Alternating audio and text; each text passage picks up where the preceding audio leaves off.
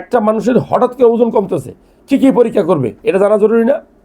যে একটা মানুষের হঠাৎ করে ওজন কমতে শুরু করেছে, কী কী টেস্ট করবে? Number 1 CBC, complete blood count. কারণ কি, এই কমপ্লিট ব্লাড কাউন্ট টেস্ট করলে রক্তের পরিমাণ কমছে কিনা সেটা জানতে পারবে। এটার ভিতরে ইএসআর আছে, হ্যাঁ, ইএসআর কমতেছে কিনা এটা জানতে পারবে। নাম্বার 2, অবশ্যই আপনি বুকের একটা এক্স রে করবেন, chest X ray, PA view.